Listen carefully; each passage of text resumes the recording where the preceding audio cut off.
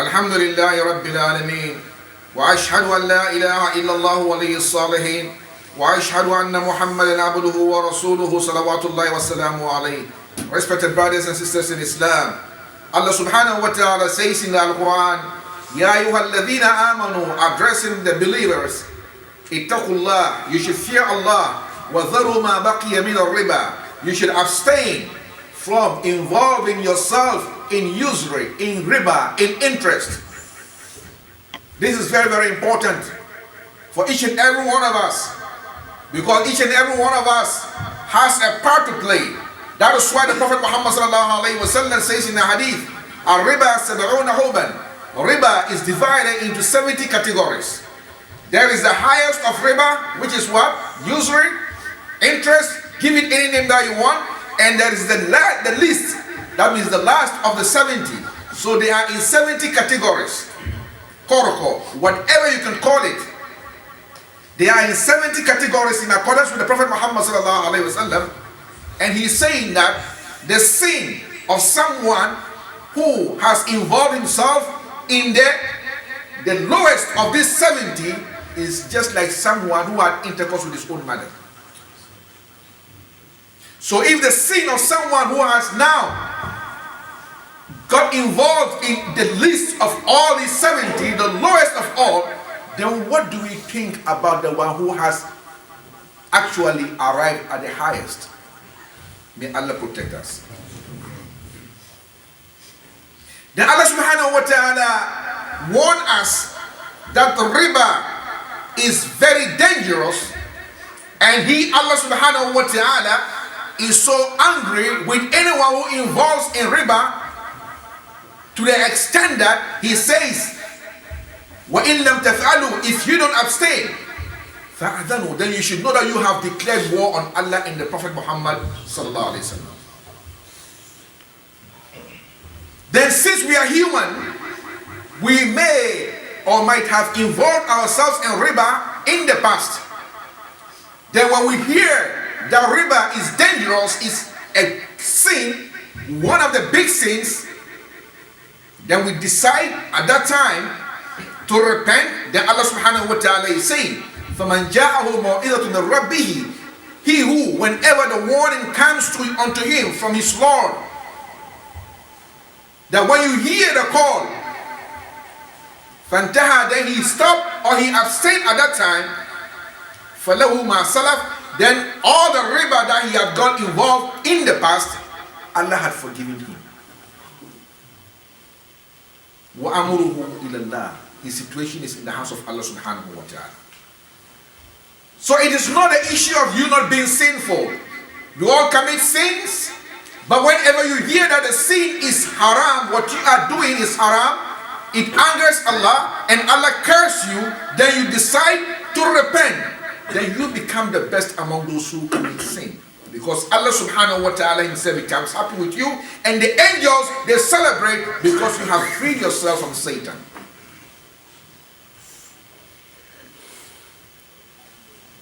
In the sayings of the Prophet Muhammad sallallahu alaihi wasallam, he made us to understand that a riba or usury or interest will make you to be punished in two ways.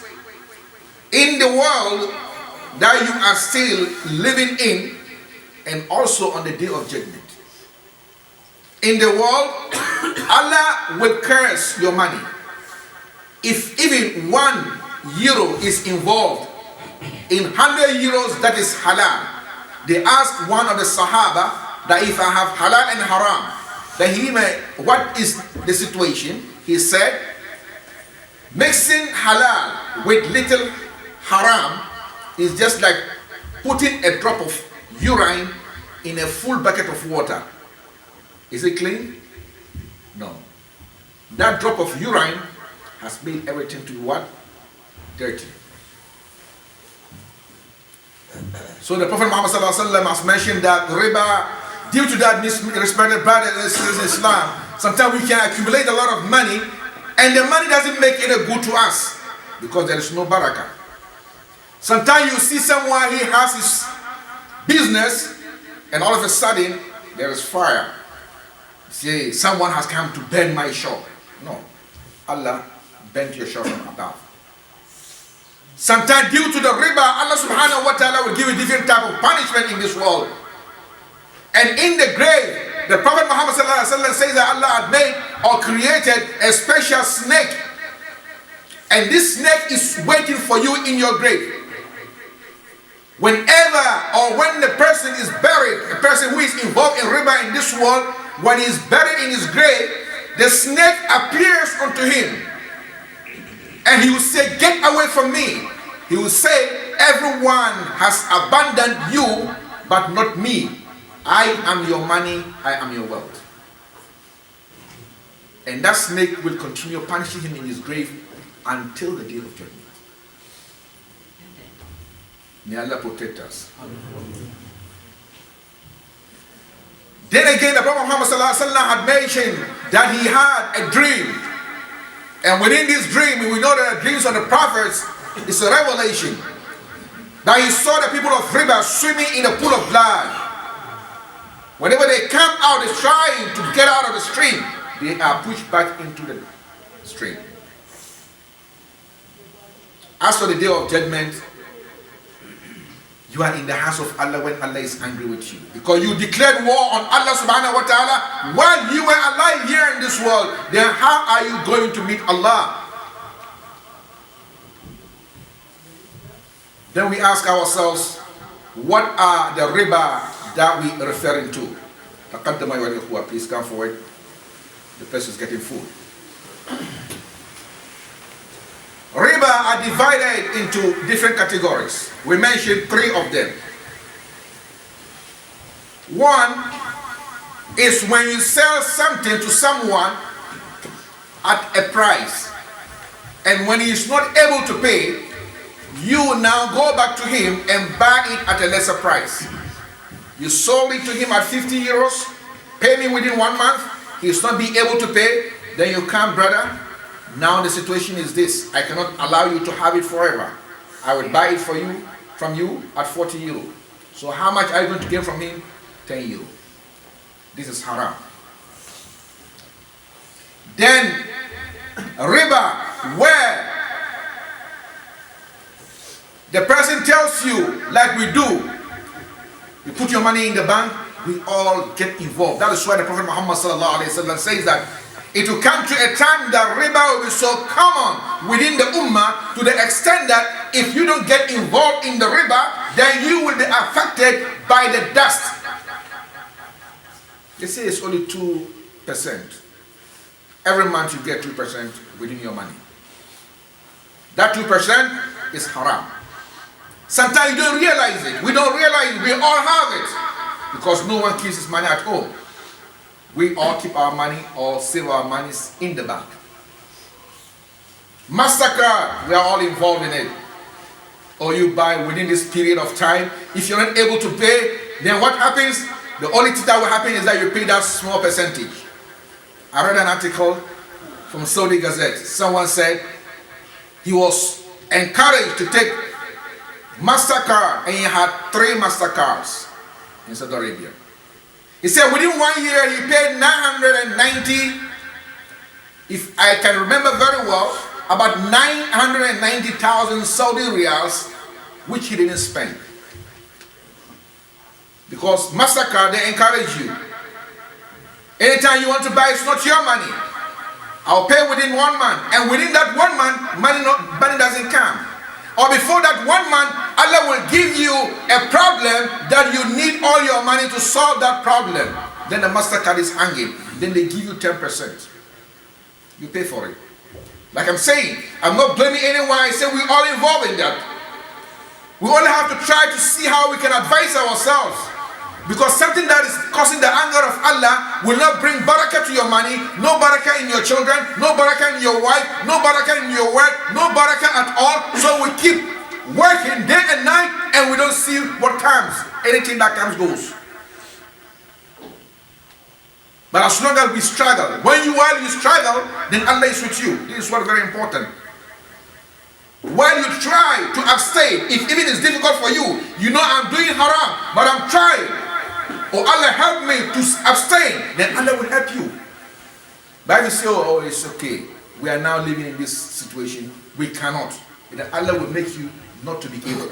Allah said, Ana ma dhanni abdi bi. I am with the opinion of my servant. If he thinks good of me, I make it good. If he thinks bad, I make it bad. Then the other riba is when you buy something from someone and then he says, I give you 10 and you pay 15. That 5 which is extra is riba. Then when you go to buy something, like we say today, so many brothers have this problem. We have fatwa. You have fatwa from everywhere. Oh, this fatwa is from Saudi Arabia. Oh, this fatwa is from Egypt. Brother, Saudi Arabia or Egypt, they are not Jannah. They are on this earth. And those living there are human beings. All type of sins that you think that people commit, they commit them there as well. The riba we're talking about, they commit the riba there as well.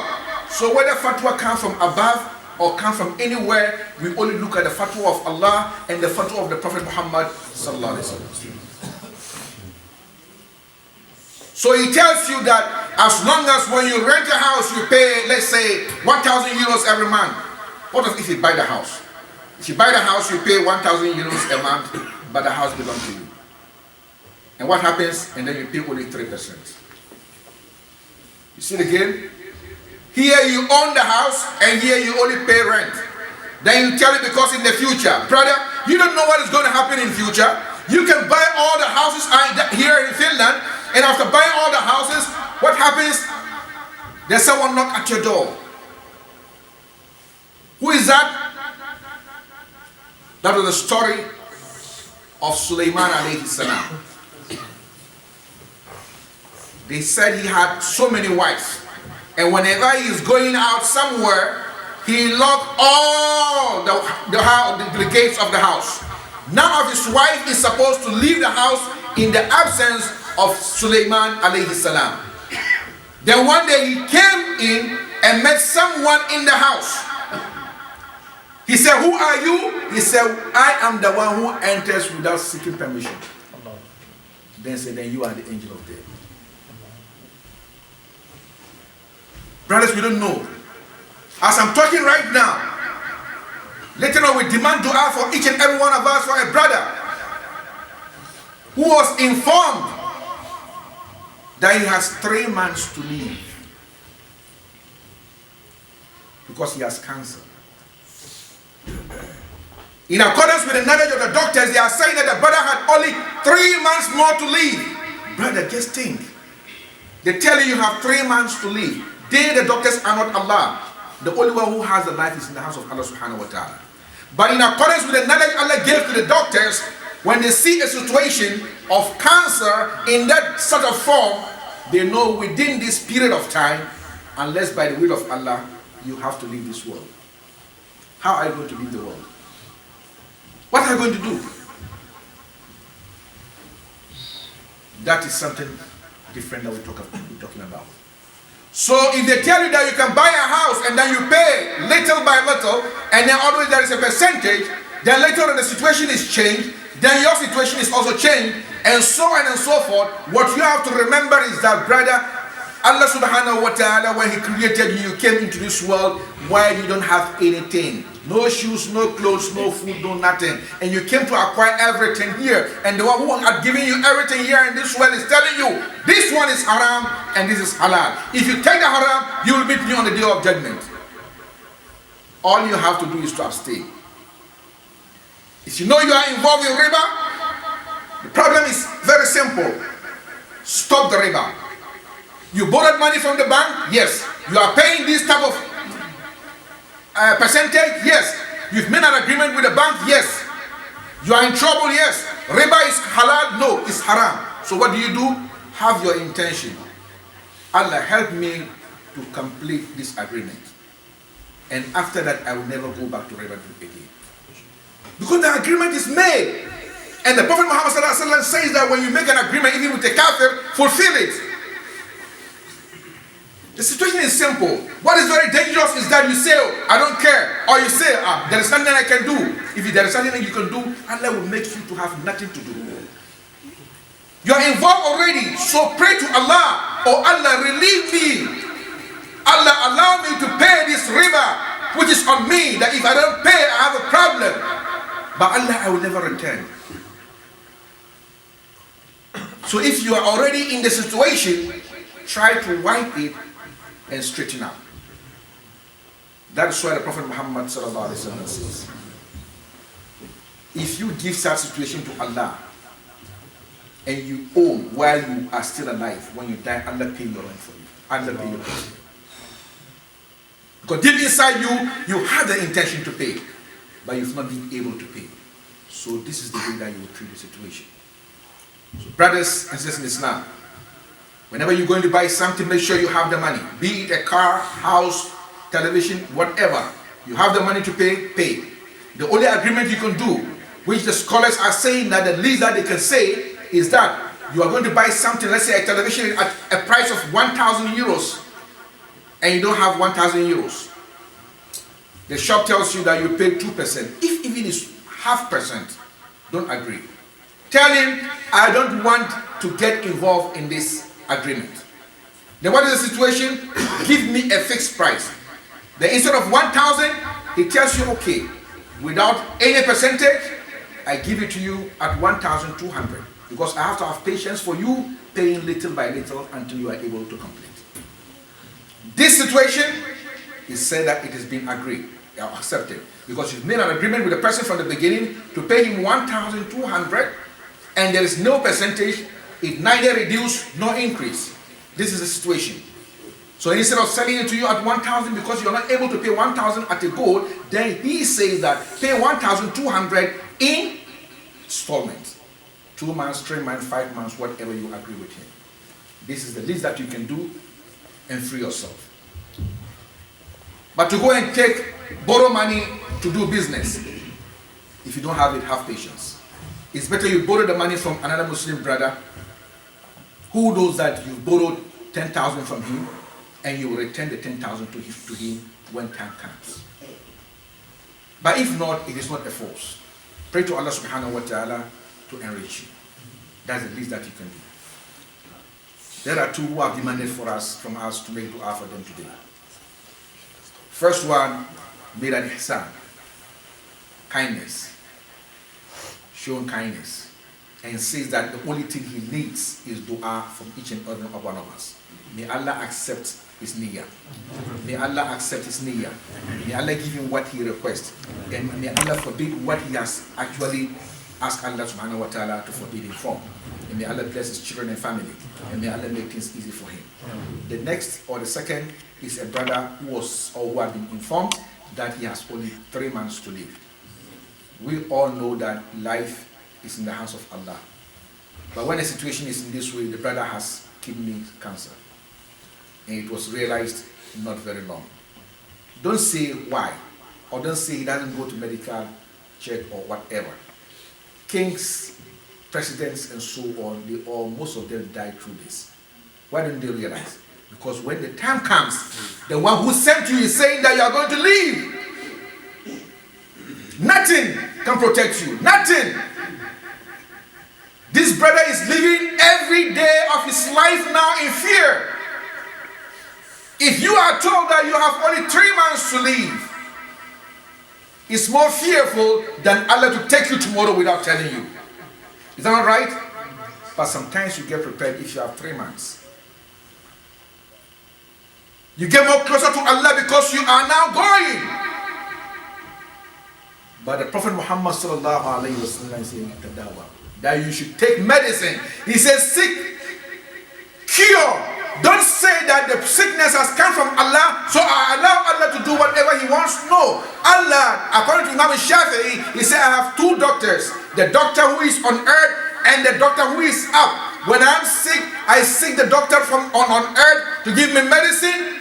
By the will of the doctor who is up, I will be cured.